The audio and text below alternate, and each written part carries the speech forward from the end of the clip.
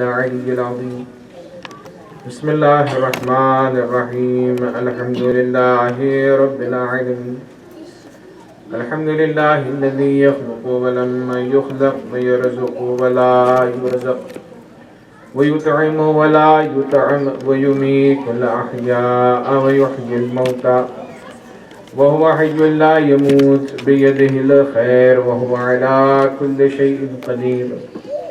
نعم المولى ونعم النصير. حسبنا الله ونعم الوكيل. ثم الصلاة والسلام والتحية والإكرام على سيدنا ونبينا وطبيب نفوسنا أبي القاسم المصطفى محمد. اللهم صل على محمد وعلى آله الطيبين الطاهرين المعصومين المظلومين الهداة المهديين الذين أذهب الله عنهم الرجس وطهرهم تطهيرا. اللهم صل على محمد وآل محمد. واللعنة الدائمة الباقية على أعدائهم أجمعين بيوم ظلمهم وعداوتهم إلى قيام يوم الدين. آمين رب العالمين.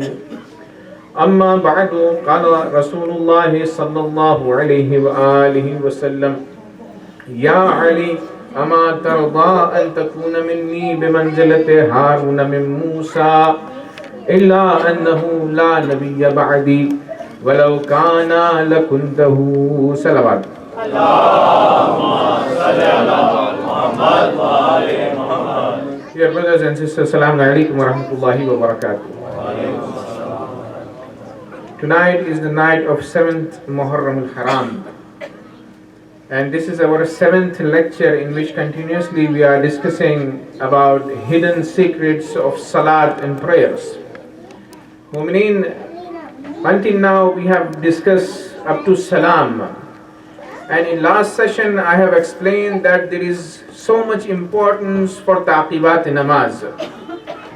For taqibat namaz, the verse of Quran which refers to taqibat is in a surah in which Allah subhanahu wa ta'ala, He says, فَإِذَا فَرَغْتَ فَانْصَبْ. When you finish your salat, you have to continue with dua.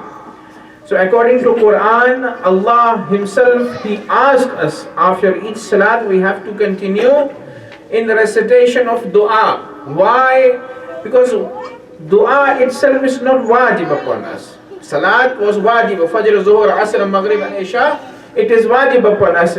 But if we continue after wajib in mustahabbat of ta'qibat, that means we are showing love of Allah subhanahu wa ta'ala. We are saying that, oh Allah, although we have completed salat which was wajib upon us, we can go away right now, but we love you, that's why we are reciting ta'qibat. Salli ala Muhammad wa ali Muhammad. Now when you say Assalamu alayka ayyuhan nabiyyu wa rahmatullahi wa barakatuh, Assalamu alayna wa ala ibadillahi as-salihin, Assalamu alaykum wa rahmatullahi wa barakatuh, this is salat where we end salat. Then Imam Baqir alayhi salatu wasalam, he says, when you end your salat, إِذَا سَلَّمْتَ, when you finish your salam, فَارْفَعْ يَدَيْكَ بِالتَّكْبِيرِ ثَلَاثًا, then you have to recite takbirat, Allahu Akbar, Allahu Akbar, Allahu Akbar. So first ta'qib is takbirat in the end of salat, after salam. So first ta'qib is Allahu Akbar, Allahu Akbar, Allahu Akbar. Now why we say 3 times Allahu Akbar, Allahu Akbar, Allahu Akbar? There is a narration which explains that there are 3 different meanings for 3 Allahu Akbar in the end of salat. When we say Allahu Akbar once, it means Allah subhanahu wa ta'ala is greater than others in His essence, which is Tawheed Zat. When we say second Allahu Akbar, it means Allah is greater than others in His sifat, attributes, which is Tawheed Sifat.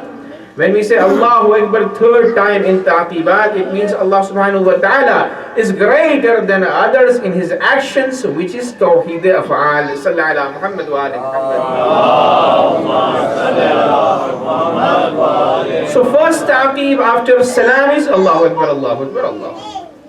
Now second ta'qib is what, mu'mineen? It is very important to recite after takbirat, Inna Allaha. وَمَلَائِكَتَهُ يُصَلُّونَ عَلَى النَّبِيِّ يَا أَيُّهَا الَّذِينَ آمَنُوا صَلُّوا عَلَيْهِ وَسَلِّمُوا تَسْلِيمًا.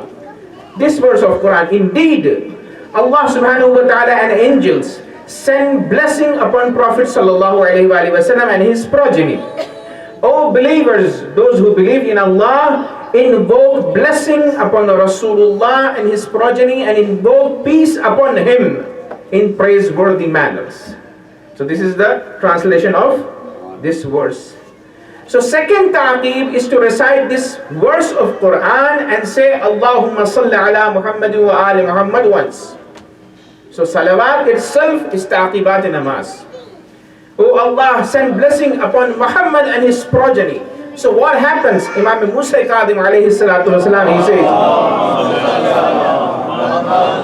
if you practice these ta'qib of salawat, one ayah and salawat, what happens? Allah subhanahu wa ta'ala accepts 100 of your hajat, 100 of your deed, 70 related to this world and 30 related to hereafter.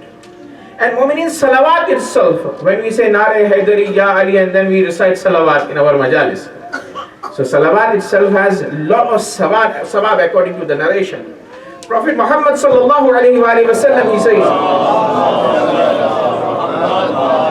Ana inda al-mizan yawm al-qiyamah. On the day of judgment, our amal will be weighed, scaled on the day of judgment. Those who have more good deed, so Allah subhanahu wa ta'ala will forgive their sins and inshallah they are going to be in heaven.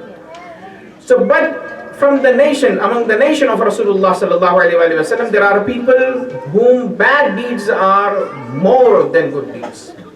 So when their amal are scaled, Prophet sallallahu alaihi wasallam, he says in this narration, those from my ummah, those who have less good deed, what happened? I will come on the day of judgment with salawat that person sent upon me in his life on this world, and I will put the reward of salawat on his scale, and his good deed will be heavier and he will enter the heavens. Sallallahu ala Muhammad wa ali Muhammad. Hatta uthaqqila bihi hasanatih. So this salawat has a lot of power. So second tasbih, ta'qib is what? First takbirat, then reciting salawat with ayah, Inna Allaha wa malaikatahu yusalluna ala nabi. The third ta'qib in the salat is to recite tasbih Fatimatu Zahra salamullahi alayha. Allahumma salli ala Muhammad wa ala Muhammad. Why this tasbih called tasbih Fatima? Because Prophet sallallahu alayhi wa sallam taught this to Fatimatu Zahra salamullahi alayha. Recitation of 34 times Allahu Akbar, Alhamdulillah, Subhanallah, each one 33 times. This is Tasbih Fatimatu Zahra. But according to some narration, before Tasbih we have to say Bismillahir Rahmanir Rahim once. When we recited Tasbihat Arba, in the end we say one time La ilaha illallah. This is full version of what? Tasbih Fatimatu Zahra. And it has a lot of importance. Imam Sadiq alayhi salatu wassalam said to his Sahabi, Inna na'muru sabyanana. We ask, we command. Na'muru means amr. Amr means command. Inna na'muru sabyanana bi tasbih Fatima. We ask, we command our children to recite tasbih Fatima Zahra salamullahi alayha kama na'muruhum bis salat, as we ask them to recite namaz itself. So meaning, what happens when we say tasbih Fatima to Zahra? We remember Allah subhanahu wa ta'ala a lot. Tasbih Fatima is zikr kasir. There is a verse in Quran Majid in which Allah said, Ya ayyuhalladhina amanu dhkurullah dhikran kathira. O people, O who believe in Allah subhanahu wa ta'ala, remember Allah, remembering frequently. Then Imam Baqir alayhi salatu wasalam, he says, وَسَبِّحُوهُ بُكْرَةً وَأَصِيلًا. Then ayah continues and Allah says, glorify Allah subhanahu wa ta'ala in mornings and in evenings. So Imam Baqir, he says, مَنْ سَبَّحَ تَسْبِيحَ فَاطِمَةَ فَقَدْ ذَكَرَ اللَّهَ ذِكْرًا كَثِيرًا.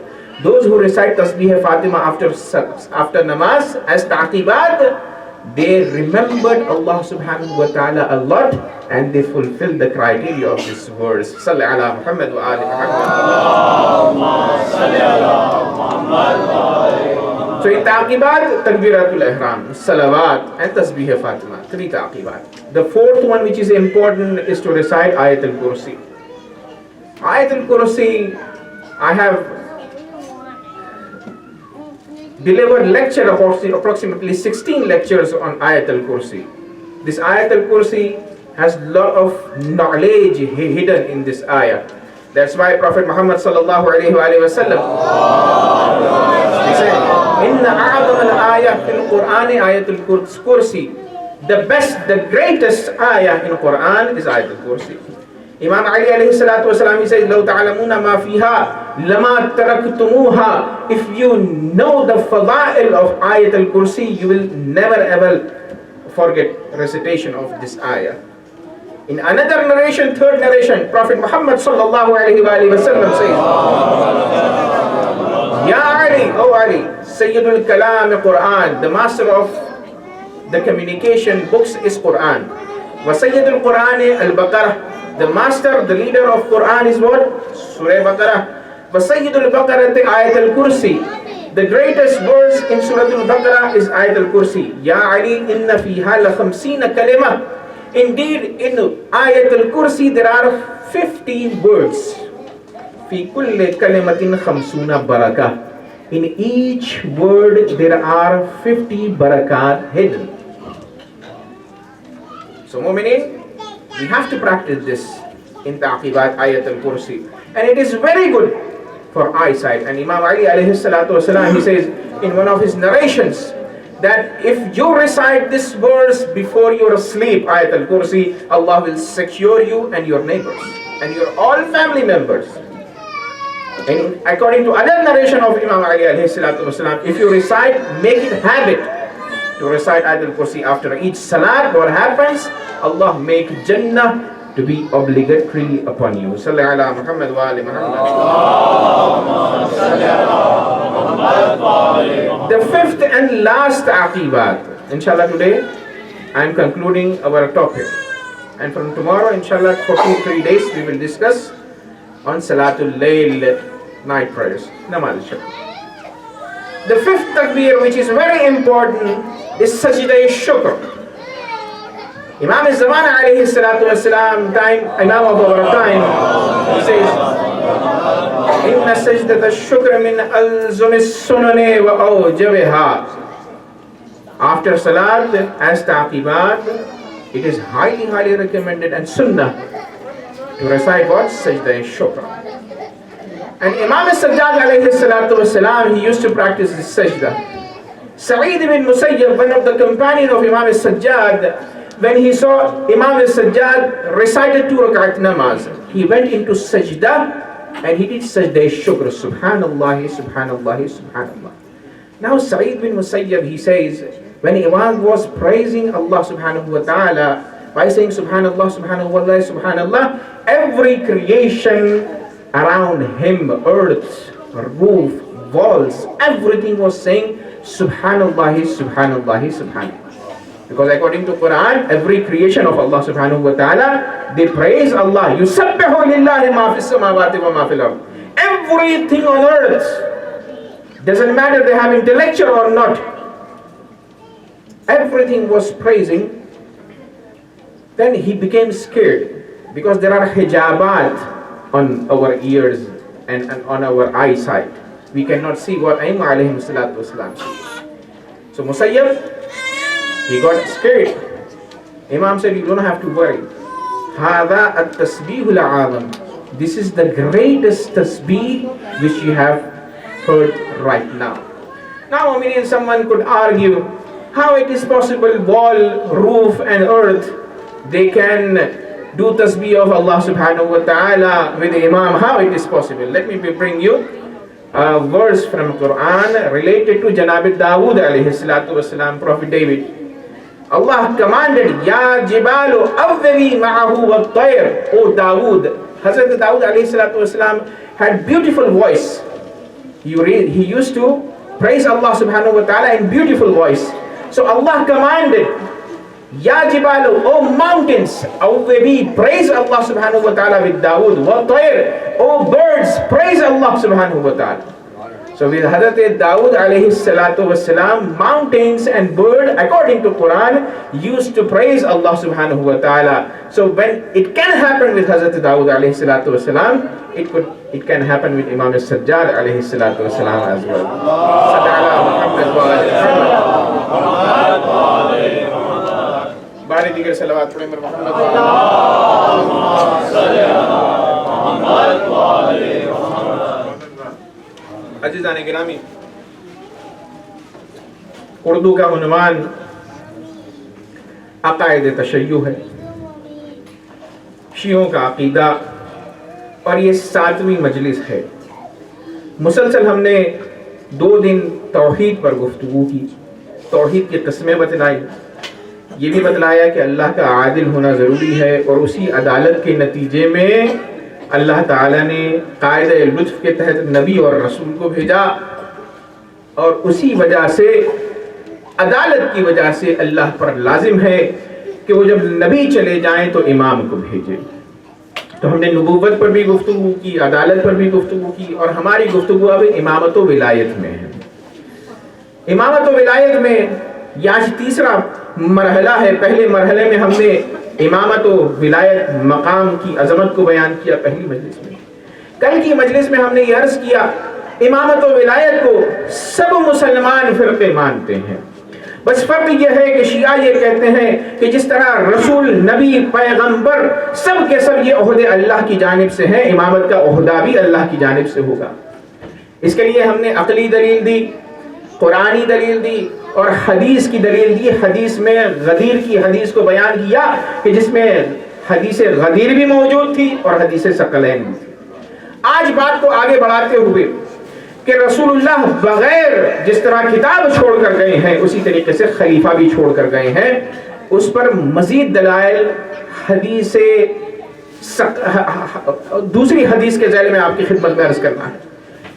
जलालुद्दीन सयूती ने अपनी किताब में इस हदीस को नकल किया है कि जिसे हदीस मंजिलत कहा जाता है। मैं तवज्जो का तालिब रहूंगा, आपकी समाअतों की तवज्जो चाहूंगा आज की मजलिस में, चूंकि ये हदीस बहुत अहम हदीस है।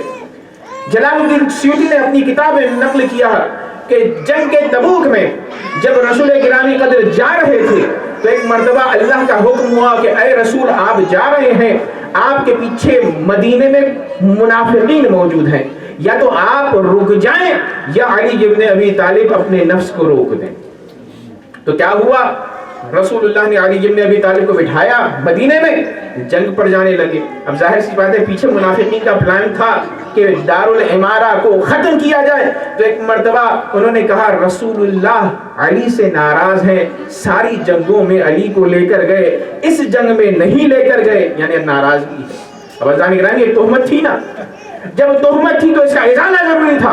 फौरन अली इब्न अबी तालिब ने मदीने को छोड़ा, लश्कर से जा मिले और कहा या रसूल अल्लाह, मुनाफिकीन ये कहते हैं, मुनाफिकीन का ये कहना है कि आप मुझसे नाराज हैं।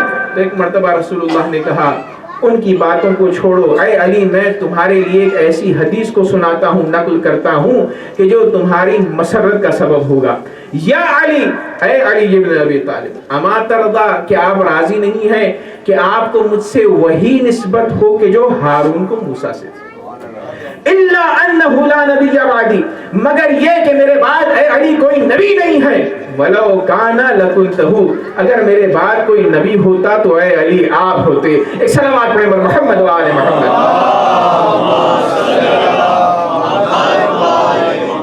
अब अज़ीज़ान गिरामी ये वाक़या तबूक का समझ में आ गया, आपकी खिदमत में मैंने अर्ज कर दिया। तो रसूलुल्लाह ने क्या फरमाया, कहते हैं ऐ अली आपको मुझसे वही निस्बत है कि जो हारून को मूसा से। तो अब ये देखना पड़ेगा कि हारून की निस्बत मूसा से क्या थी, हारून का रिलेशन मूसा से क्या था, कि ताकि वो सारे रिलेशन अप्लाई हो अली को रसूलुल्लाह के साथ। ये देखना पड़ेगा ना। अब अज़ीज़ान गिरामी मैं आपकी खिदमत में ये भी बात अर्ज कर दूं कि बाज़ वक्त कुरान की तफसीर हदीस करती है और बाज़ वक्त हदीस की तफसीर कुरान मजीद करता है। और रसूलुल्लाह ने फरमाया कि जो हदीस कुरान से मैच करे उसे ले लो, बकिया को दीवार पर मार दो। एक सलावत पढ़ें मोहम्मद व आले मोहम्मद। اے علی آپ کو مجھ سے وہی نسبت ہے کہ جو ہارون کو موسیٰ سے تھی. اب آتے ہیں ہم قرآن سے پوچھتے ہیں قرآن مجید یہ تو بتلائے کہ ہارون اور موسیٰ میں کیا نسبت تھی. پہلی آیت میں پڑھا اللہ تعالی نے فرمایا وَلَقَدْ آتَيْنَا مُوسَى الْكِتَابَ ہم نے موسیٰ کو کتاب دی. وَجَعَلْنَا أَخَاهُ هَارُونَ وَزِيرًا اور ہم نے ان کے بھائی یعنی موسیٰ کے بھائی ہارون کو ان کا وزیر بنایا. تو اس آیت سے کیا ثابت ہوا؟ وہی نسبت ہے کہ جو ہارون کو موسیٰ سے تھی. تو اب اس حدیث کی جو تفسیر آیت کر رہی ہے اس کا مطلب یہ ہے کہ جس طرح اس آیت کی روشنی میں ہارون موسیٰ کے وزیر ہیں، ہارون موسیٰ کے بھائی ہیں، اسی طریقے سے علی ابن ابی طالب رسول اللہ کے وزیر اور بھائی ہیں. ایک صلوات پڑھیں اور محمد و آل محمد.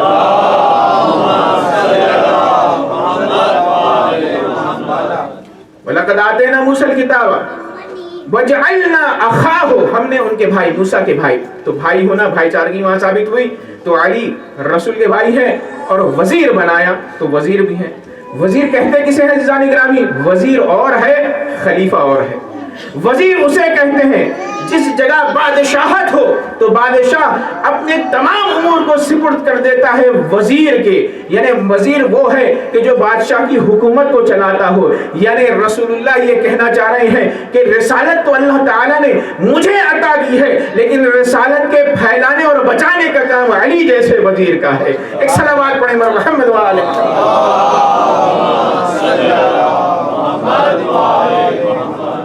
رضان گرامی. یہ دو رشتے ثابت ہوئے ہیں. تیسرا رشتہ کیا ہے؟ قال موسیٰ قرآن مجید کی آیت پڑھ رہا ہوں. وقال موسیٰ لأخیہ موسیٰ نے اپنے بھائی سے کہا. کون بھائی؟ ہارون سے کہا. قرآن مجید کی آیت خود کہہ رہی ہے وقال موسیٰ لأخیہ ہارون موسیٰ نے اپنے بھائی ہارون سے کہا اخلفنی فی قومی اے میرے بھائی جو تو وزیر ہے میرا تو خلیفہ بن جا میری قوم میں. اس کا مطلب یہ ہوا رسول اللہ نے کہا ہارون کو جو نسبت موسیٰ سے تھی وہی علی کو مجھ سے ہے. یعنی مطلب یہ ہے کہ علی رسول کے بھائی ہونے کے ساتھ ساتھ وزیر ہونے کے ساتھ ساتھ اس آیت کی روشنی میں رسول اللہ کے خلیفہ بھی ہیں ان کی زندگی میں اور ان کی ممات کے بعد. ایک صلوات پڑھیں محمد و آل محمد.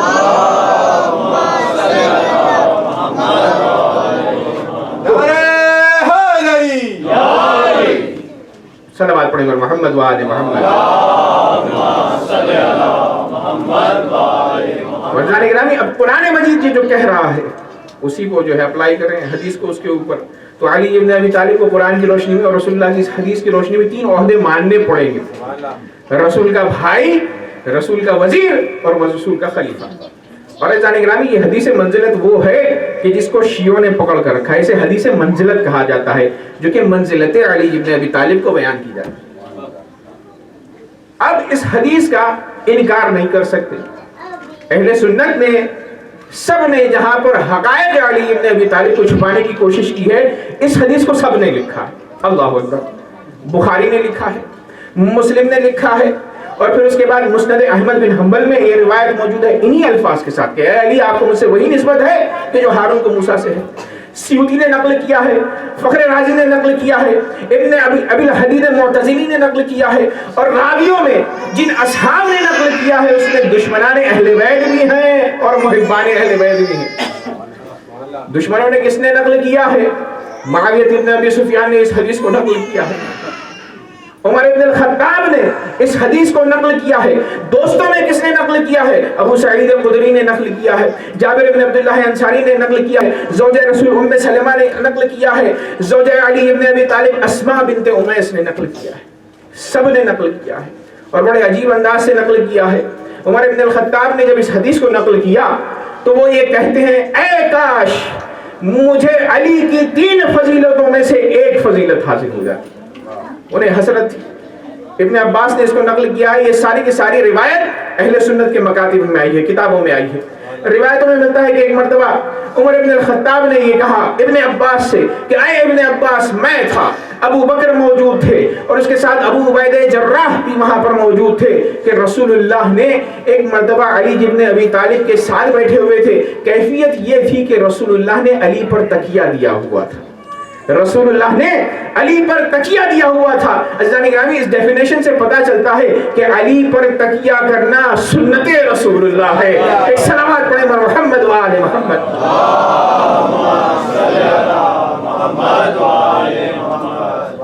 اور پھر اس کے بعد جب تکیہ کیے ہوئے تھے تو کہا یا علی، خطاب کیا، او علی، انت اول المؤمنین ایمانا و اولهم اسلاما.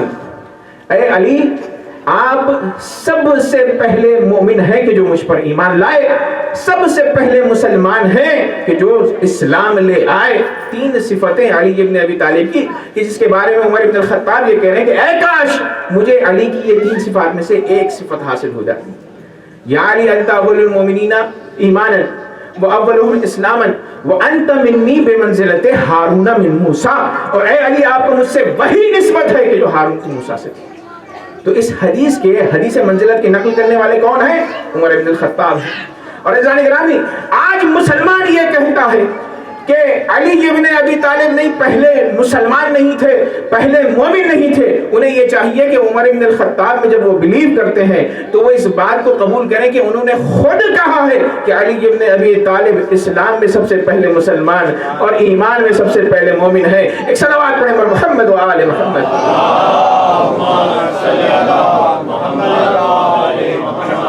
فضان گرامی، اس حدیث منزلت کو عمر ابن الخطاب نے نقل کیا، معاویہ نے نقل کیا. روایتوں میں یہ لگتا ہے کہ ایک شخص آیا، آنے کے بعد اس نے معاویہ سے سوال پوچھا تو معاویہ نے کہا اس کا جواب مجھے پتا نہیں ہے. جیسے کل کی مجلس میں نے کہا تھا، سفیر روم کو بھیج دیا تھا، انہوں نے کہا جاؤ جا کے علی سے پوچھو. وہ تھا چابوس. اس نے کہا اے امیر معاویہ، مجھے آپ کا جواب پسند ہے، آپ جواب دیجیے. اب ظاہر سی بات ہے انہوں نے چھوڑ دیا، جواب تو آ رہا نہیں تھا. انہوں نے کہا وائے ہو تجھ پر. اس نے پلٹ کر یہ بھی کہا کہ مجھے علی کے جواب سے آپ کا زیادہ جواب پسند ہے. تو وہ اور ناراض ہو گئے. انہوں نے کہا ایک تو جواب بھی نہیں بن رہا ہے اور یہ شرح دے رہا ہے. تو اس نے کہا جاؤ علی سے جا کر سوال کرو، وائے ہو تجھ پر. علی سے تو عمر ابن الخطاب بھی سوال کیا کرتے تھے. ایک صلوات پڑھیں پر محمد و آل محمد. پھر اس کے بعد معاویہ نے کہا کیا تم نے نہیں سنا کہ رسول اللہ نے کہا انت منی بمنزلت ہارون من موسیٰ. علی کی منزلت کو بیان کیا. اور عزیزان گرامی، فضیلت وہی ہوتی ہے کہ جو دشمن خدا، دشمن اہل بیت کے زبان سے ظاہر ہو جائے. ایک صلوات پڑھیں پر محمد و آل محمد. اور معاویہ نے انہی کے دربار میں ایک مرتبہ سعد بن ابی وقاص آئے. ظاہر ہے اسی زمانے میں آل علی پر سب و شتم لعن کی جاتی تھی. اس نے کہا علی کو برا بلا کہیں، نا سزا کہیں. سعد بن ابی وقاص نے کہا میں نہیں کہہ سکتا. معاویہ ناراض ہو گیا. جب ناراض ہوا تو کہا کیوں نہیں کہہ سکتے؟ کہا علی وہ ہیں کہ جن کے بارے میں رسول اللہ نے کہا انت منی بمنزلت ہارون من موسیٰ. تو وہ چونکہ اس حدیث کو مانتا تھا، سنا ہوا تھا، اس لیے اس نے سکوت اختیار کیا، ملامت نہیں کی.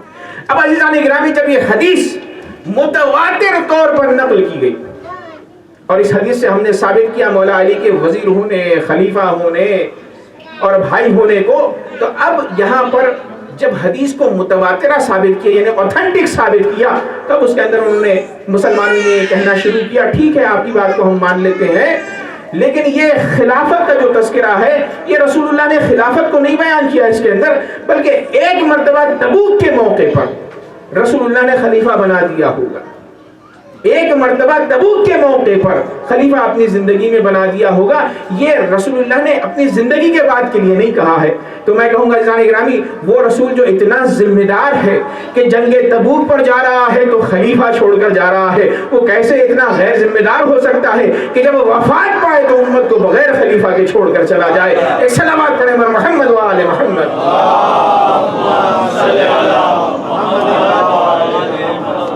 اور عزیزان گرامی، یہ اعتراض ہوا. پہلا اعتراض چونکہ بخاری میں بھی لکھا ہوا ہے تو ظاہر سی بات ہے اس کے اندر کچھ نہ کچھ تو بات ڈالیں گے. انہوں نے کہا کہ یہ تبوک سے مخصوص ہے. تو ہم کہتے ہیں اگر یہ تبوک سے مخصوص ہے، واقع تبوک سے، تو ایک بات تو ہم نے آپ کی تردید میں کر دی.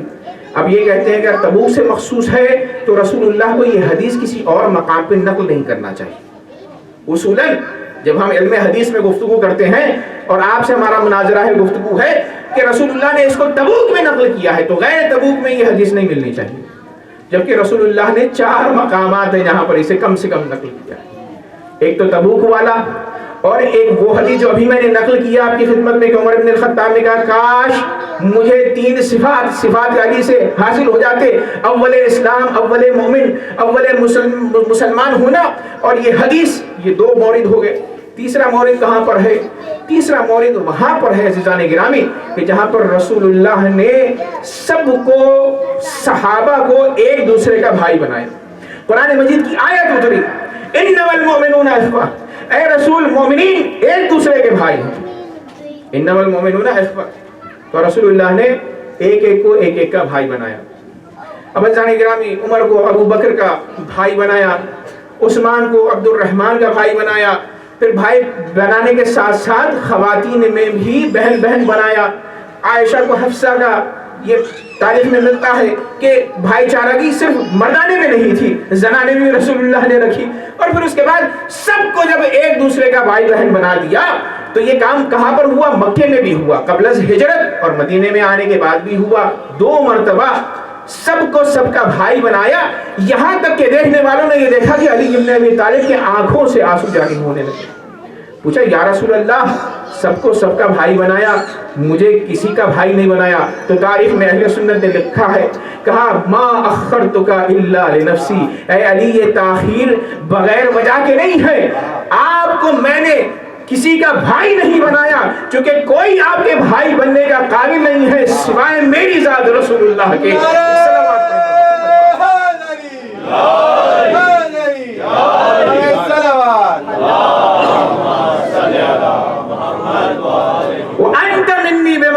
ہارون من موسیٰ، آپ کو میں نے کسی کا بھائی نہیں بنایا، اپنا بھائی بنایا. کیوں؟ اس لیے کہ آپ کو وہی نسبت ہے کہ جو ہارون کو موسیٰ سے تھی، مجھ سے نسبت ہے. جہاں ہارون موسیٰ کے بھائی تو آپ میرے بھائی ہیں.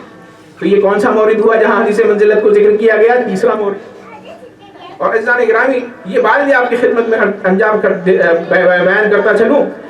قرآن مجید کی آیت ہے وَلِكُلٍّ دَرَجَاتٌ مِّمَّا عَمِلُوا، ہر انسان کا درجہ اس کے عمل سے ہے. اللہ اکبر. تو رسول اللہ نے جب بھائی چارگیاں کی تو نفسیات اصحاب کے پڑھے، درجات اصحاب کے پڑھے، اور اس اعتبار سے انہوں نے ایک دوسرے کا بھائی بنایا.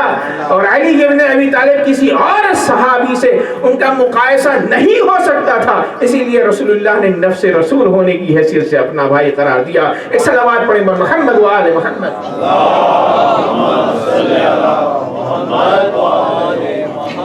اور جناب گرامی یہ تیسرا مورد یہاں حدیث مدد کو ذکر کیا. چوتھا مورد کہاں پر ہے؟ وہاں پر ہے کہ جب اللہ تعالیٰ نے مسجد نبوی جو بنی تھی اس کا سلسلہ ایسا تھا جو آج بھی زیارتوں پر گئے ہیں وہ جانتے ہیں. مسجد ہے، رسول اللہ کا روضہ ہے. رسول اللہ کا روضہ وہی رسول اللہ کا گھر تھا، آپ کو آپ کے حجرے مبارک میں دفن کیا. مسجد ایسی تھی مسجد النبوی کہ اطراف میں اصحاب کے گھر تھے، ازواج کے گھر تھے، سب کے گھر. بی بی فاطمہ الزہرا مولا علی کا بھی گھر تھا وہاں پر. سب کے دروازے کھلتے تھے مسجد میں، سب کے دروازے کھلتے تھے مسجد میں. تو اب اللہ تعالیٰ نے حکم نازل کیا کہ اے محمد جتنے اصحاب ہیں وہ سب کے سب جن کے دروازے کھلتے ہیں وہ اپنے دروازے بند کر دیں. اور نجاست کی حالت میں، تاریخ میں جملہ ہے، جنابت کی حالت میں کوئی صحابی کسی پر جائز نہیں ہے کہ وہ مسجد میں داخل ہو دروازے بند کر. اب تک کہ آپ کمروں سے نکل کر آ جاتے تھے مسجد میں، پاکی اور ناپاکی عالم میں اب نہیں آ سکتے. عزیزان گرامی شیخین کے دروازے کو رسول اللہ نے بند کیا، سارے اصحاب کے دروازوں کو بند کیا، بیویوں کے دروازوں کو بند کیا، جناب عباس جو رسول اللہ کے چچا ہیں ان کے دروازے کو بند کیا. بند نہیں کیا تو کس کا دروازہ؟ اپنا دروازہ اور علی بن ابی طالب کا دروازہ. اب عزیزان گرامی لوگ آئے اور آنے کے بعد پوچھا یا رسول اللہ سب اصحاب کا دروازہ بند ہے، آپ کا اور علی کا، چلیے آپ تو پیغمبر اسلام ہیں، مانتے ہیں، تطہیر کی منزل پر فائز ہیں، لیکن علی کا دروازہ کیوں کھلا ہے؟ تو ایک مرتبہ فرمایا رسول اللہ نے علی کو مجھ سے وہی نسبت ہے کہ جو ہارون کو موسیٰ سے تھی. اور جب تاریخ کا جائزہ ہم نے لیا تو جناب موسیٰ کے دور میں بھی تمام اصحاب موسیٰ کے اوپر ناجائز تھا کہ وہ جنابت کی حالت میں مسجد میں داخل ہو سوائے موسیٰ و ہارون کے. وہی قانون رسول اللہ اور علی بن ابی طالب کے اوپر لاگو ہوا. ایک صلوات پڑھیں محمد و آل محمد.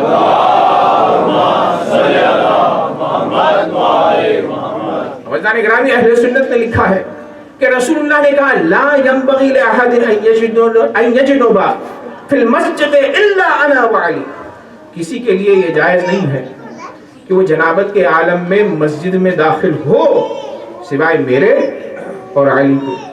کیا مطلب ہوا؟ جس جنابت کو ہم یا ظاہر نجاست کا عالم ہے تو اسے یا تو اللہ تبارک و تعالی اہل بیت کے لیے نجس نہیں قرار دیتا ہے، یا تو پھر اللہ تبارک و تعالیٰ یہ کہنا چاہ رہا ہے کہ اگر اہل بیت کے اطہار کی منزلت کو سمجھنا ہے تو یہ سمجھ لو کہ جن عام حالات میں دیگر افراد نجس ہوتے ہیں ان عام حالات میں یہ پاک کنسیڈر کیے جاتے ہیں، اور یہی معنی ہے انما یرید اللہ لیذھب عنکم الرجس اہل البیت ویطہرکم تطہیرا کے۔ صلوات پڑھیں محمد صلی اللہ محمد و آل محمد۔ یعنی کہ پاکیزگی کی منزل دیکھیں علی ابن ابی طالب کی کہ رسول اللہ اور علی جائز ہے اس حالت میں مسجد میں داخل ہونا۔ پھر عمر ابن الخطاب نے یہاں پر کہا اے کاش علی کی 3 فضیلتوں میں سے مجھے ایک فضیلت حاصل ہو جاتی۔ کہا کون سی 3 فضیلتیں؟ وہ تو پہلے 3 تھیں، اب 3، یعنی ٹوٹل کتنی ہو گئی؟ 6 فضیلتیں، ایک مجھے حاصل ہو جاتی۔ کہا کیا؟ خیبر میں علی کو علم دینا، اور وہ عمل علی ابن ابی طالب کا شجاعت کا وہ تاریخ میں نمونہ ہونا۔ اور پھر اس کے بعد انہوں نے کہا کہ زوج بطول ہونا یہ بھی فضیلت، اے کاش مجھے مل جاتی۔ اور پھر اس کے بعد کہا اے کاش جیسے علی کا دروازہ بند نہیں ہوا میرا دروازہ بھی بند نہ ہوتا۔ تو ان کو حسرت تھی۔ فیضان گرامی یہ 4 موارد میں نے آپ کی خدمت میں عرض کیے کہ جس سے یہ پتہ چلتا ہے واضح طور پر کہ رسول اللہ نے اپنے بعد وزیر، خلیفہ اور وصی چھوڑا ہے۔ ایک صلوات پڑھیں گے محمد و آل محمد۔ جب ہم نے پہلے سوال کا جواب دے دیا تو اب کہتے ہیں کہ نہیں ٹھیک ہے خلیفہ بنایا رسول اللہ نے، تو وہ جو خلیفہ بنایا تبوک پر ہی مانتے ہیں۔ ہر دھرمی دیکھیے، اور یہ بخاری کے حاشیے میں لکھا گیا ہے، تفسیر میں جا کر پڑھیے گا، جن کے پاس مفسرین کی تفسیر جنہوں نے لکھی انہوں نے لکھا کہ رسول اللہ نے ایک تو تبوک میں بنایا، اور اس کے علاوہ یہ ویلڈ نہیں ہے یہ حدیث منزلت، اور خلیفہ جو بنایا ہے، خلیفہ کہتے ہیں کسے جو چلا جائے تو خلف، یعنی جو فوراً بعد آتا ہے، اسی لیے بیٹے کو خلف صالح کہتے ہیں۔ بیٹا باپ کا خلیفہ ہوتا ہے، یعنی نمائندگی اس کی جگہ کو پر کرنے والا۔ تو انہوں نے کہا رسول اللہ نے جو مدینے میں علی کو چھوڑا، تو وہ جو چھوڑنا تھا تو مدینے میں کون تھا؟ مدینے میں ساری عورتیں تھیں، ازواج نبی تھیں۔ اور پھر انہوں نے روایت بھی نقل کر دی، کہا جاتے وقت بیویوں سے رسول اللہ نے کہا دیکھو علی کی اطاعت کرنا، علی کو میں چھوڑ کر جا رہا ہوں خلیفہ۔ تو وہ ایک موقع علی کے لیے تھا، اور علی کے لیے اس میں کوئی فضیلت نہیں ہے، کیوں؟ اس لیے کہ وہ عورتوں کا خلیفہ بنایا تھا۔ فیضان گرامی ہم یہ کہتے ہیں کہ جناب موسیٰ بھی جب کوہ طور پر گئے تھے تورات لینے کے لیے تو انہوں نے اس وقت کہا تھا وَقَالَ مُوسَىٰ لِأَخِيهِ ہارون، اس وقت موسیٰ نے ہارون سے کہا اے ہارون میری قوم میں تم خلیفہ بن جاؤ جبکہ میں جا رہا ہوں توریت لانے کے لیے۔ فیضان گرامی اس وقت قوم میں مرد و عورت موجود ہے، تو جس جگہ وہاں پر ہارون قوم میں، اور قوم لفظ قوم کا اطلاق جو ہوتا ہے اس کا جو انٹرپریٹیشن ہے قوم مرد کے لیے بھی ہے عورت کے لیے بھی ہے، تو اس سے یہ پتہ چلتا ہے مرد عورت دونوں کے لیے۔ لیکن تھوڑی دیر کے لیے ہم آپ کی بات کو مان لیتے ہیں کہ رسول اللہ نے خلیفہ بنایا علی کو اپنی ازواج کا، اگر وہ خلیفہ علی کو مان لیتی ہے عزیزان گرامی اور اس بات کو یاد رکھتی تو جنگ جمل رونما نہیں ہوتی۔ ایک صلوات پڑھیں اور محمد و آل محمد۔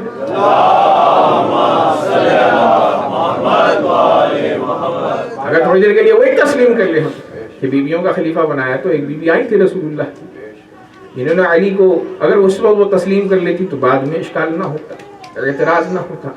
فیضان گرامی حدیث منزلت کے ساتھ ساتھ رسول اللہ نے یہ ثابت کیا کہ علی بہت ساری چیزوں میں مجھ سے مشترک ہے، ولایت میں مشترک ہے، چونکہ اللہ تعالیٰ نے فرمایا انما ولیکم اللہ ورسولہ والذین آمنوا الذین یقیمون الصلاۃ ویؤتون الزکاۃ وہم راکعون۔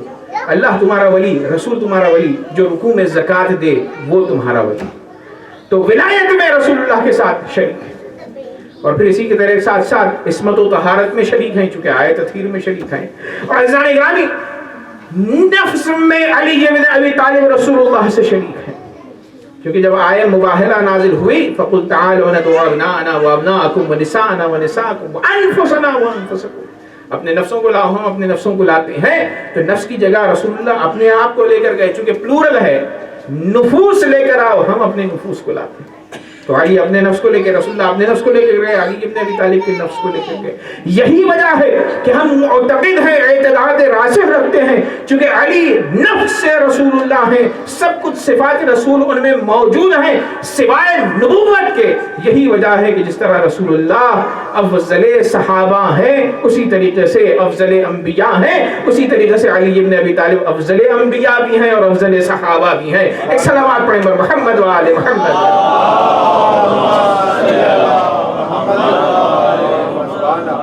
عزیزان گرامی، علی ابن ابی طالب اس حدیث منزلت کے باب میں امام جعفر صادق علیہ السلام فرماتے ہیں کہ علی کی منزلت کو سمجھے کہ رسول نے فرمایا وہی نسبت ہے کہ جو ہارون کو موسیٰ سے تھی. ہارون اور موسیٰ کون ہیں؟ یہ وہ پیغمبر ہیں کہ جو رسول اللہ سے فضیلت نہیں رکھتے. جناب موسیٰ بھی نہیں رکھتے فضیلت، ہارون بھی نہیں رکھتے، علی ابن ابی طالب سے بھی فضیلت نہیں رکھتے ہیں، اور دونوں کا مقایسہ ہی نہیں ہے. جناب موسیٰ کون ہیں؟ وہ ہیں موسیٰ کہ جن کے بعد میں فرمایا اللہ تعالی نے وَنَادَيْنَاهُ مِنْ جَانِبِ الطُّورِ الْأَيْمَنِ، اللہ تعالی نے ان سے کلام کیا. کب؟ جب وہ کوہ طور پر آئے تھے، جس کلام کو وہ سن کر تھوڑی دیر کے لیے گھبرا بھی گئے تھے، ذہن میں کہ بھئی یہ آواز کہاں سے آئی، ناشنا آواز. اور جانی گرامی، رسول اللہ اور ان کے وسیع کون ہیں؟ وہ نبی ہیں جناب موسیٰ کہ جو وحی وصول کرتے ہیں کوہ طور پر، ان کے وسیع ہیں ہارون. لیکن علی ابن ابی طالب اس رسول کے وسیع اور ولی ہیں کہ جس نے وحی کو معراج میں قاب قوسین اور ادنا کی منزل سے حاصل کیا ہے. ایک صلوات پڑھیں بر محمد و آل محمد.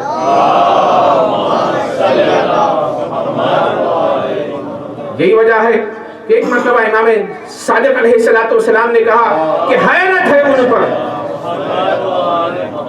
اور مولا علی نے بھی گلہ کیا ہے، حیرت ہے ان لوگوں پر کہ جو یہ یقین کر لیتے ہیں کہ سلیمان کے وسیع، سلیمان بھی نبی خدا تھے، ان کے وسیع آصف برقیہ، انہوں نے کہا کہ تخت بلقیس کو کون لائے گا؟ تو ایک جن اٹھا، اس نے کہا کہ اگر آپ اپنے ممبر سے اٹھیں اور بیٹھیں تو اس مدت میں میں تخت بلقیس کو لے آؤں گا.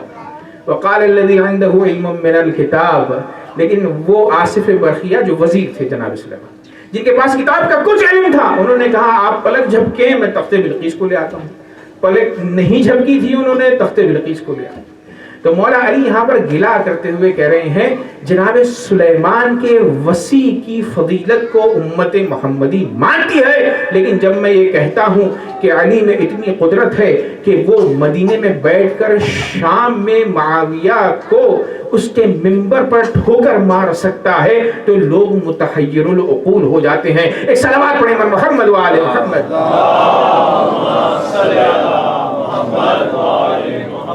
اور وہاں پر یہ کہتے ہیں کہ جناب آصف برقیہ میں جو وزیر تھے جناب سلیمان میں، ان میں اتنی فضیلت تھی، لیکن فضیلت فضائل علی ابن ابی طالب کے امت محمدی قائل نہیں. یہ گلا کیا ہے تاریخ میں مولا. اور عزیزان گرامی، یہی وجہ ہے، یہ حدیث منزلت تھی. اور میں نے گزشتہ مجالس میں آپ کی خدمت میں عرض کیا جو سملیرٹیز جناب موسیٰ کی ہیں ہارون کے ساتھ، وہی یہاں پر بھی ہیں کہ جناب موسیٰ پر اللہ تعالیٰ نے کتاب نازل کی، رسول اللہ پر بھی کتاب نازل کی، قرآن مجید، وہاں توریت، یہاں پر قرآن. جناب موسیٰ وہ ہیں کہ جنہوں نے فرعون کے ساتھ جنگ کی، اللہ تعالیٰ نے انہیں فرعون پر فتح عطا کی. رسول اللہ وہ ہیں کہ جن کو اللہ تعالیٰ نے کفار مکہ پر فتح عطا کی. جناب موسیٰ وہ ہیں کہ جن کی زوجہ صفورہ نے یوشع بن نون سے جنگ کی، رسول اللہ کی زوجہ نے علی ابن ابی طالب کے ساتھ جنگ کی. اور عزیزان گرامی، ہارون موسیٰ کے جو وزیر تھے ان کا نام کیا تھا؟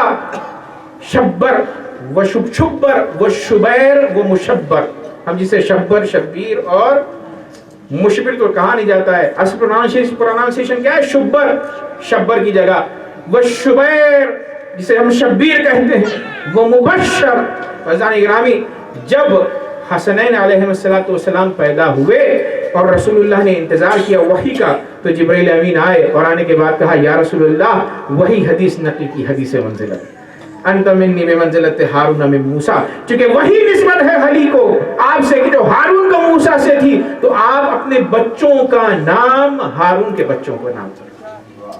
ایک مرتبہ رسول اللہ نے کہا وہ تو عبرانی زبان ہے، ہماری زبان عربی ہے، تو کہا ترجمہ کر دیجیے، حسن اور حسین اور محسن، ایک صلوات پڑھیں محمد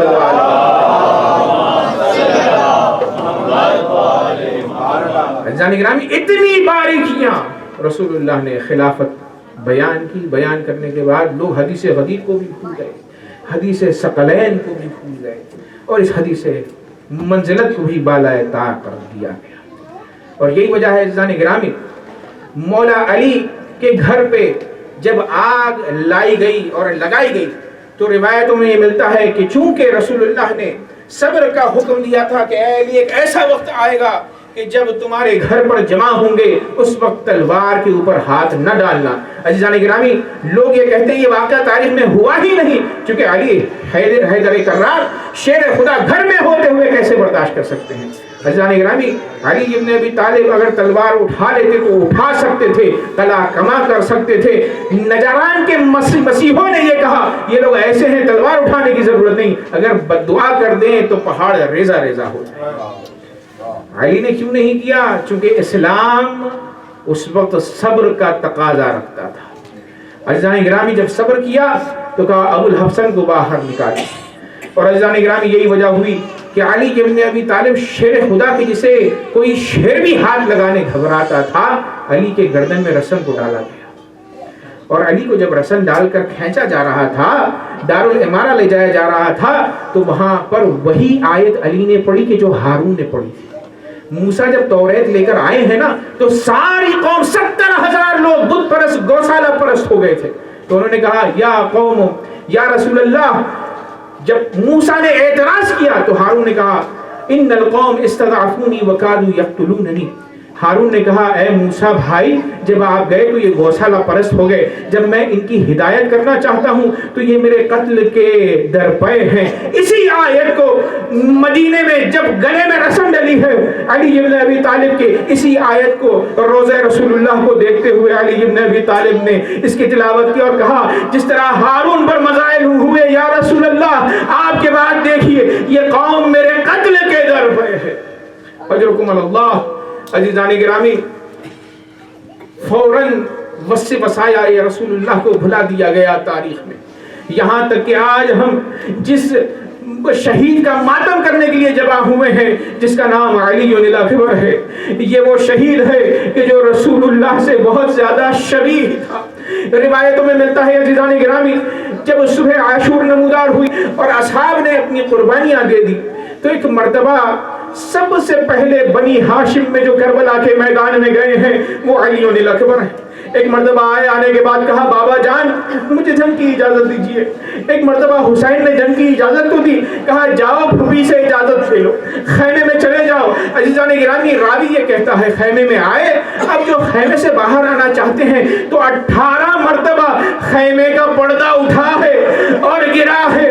مفسرین لکھتے ہیں کہ جب بھی علی اکبر مقتل جانے کے لیے باہر نکلنا چاہتے تھے تو کبھی زینب پکڑ لیتی تھی، کبھی لیلا آگے بڑھ کے روک لیتی تھی، کبھی سکینہ دامن تھامتی تھی، کہتی تھی بھیا اگر آپ جیسے شجاع چلے جائیں تو ہمارا خیال رکھنے والا کون؟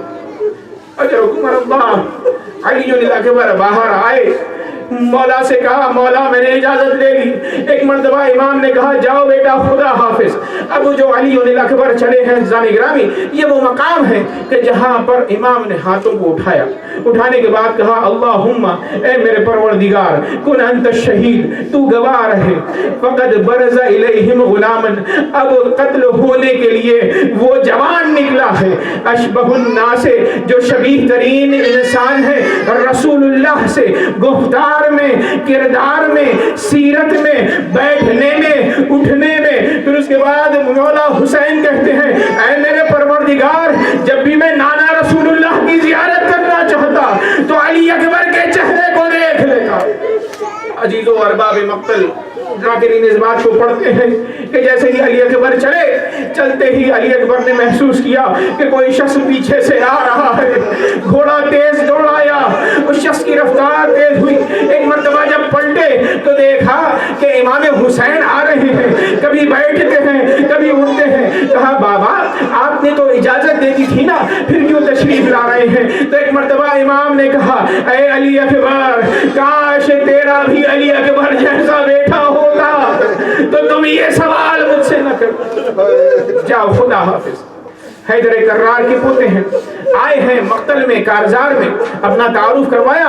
لکھنے والے ارباب مقتل لکھتے ہیں کہ یہاں پر تعارف کے بعد جب حملہ کیا ہے, شیر خدا حیدر کرار کے پوتے ہیں, علی الاکبر ہے, نام بھی علی کے نام پر ہے. ایک مرتبہ جب حملہ کیا تو دشمنوں کی صفوں کو الٹتے گئے. 120 دشمنان کربلا میں سے علی الاکبر نے قتل کیا. قتل کرتے کرتے وہ مقام بھی آیا کہ جہاں پر پیاس میں شدت ہوئی. 3 دن کا پیاسا علی اکبر ہے, 3 دن کا بھوکا علی اکبر ہے. ایک مرتبہ واپس آئے اور مولا حسین سے کہا مولا جہاد تو میں کر رہا ہوں, العطش قتلنی, میرے بابا پیاس مجھے قتل کر رہی ہے.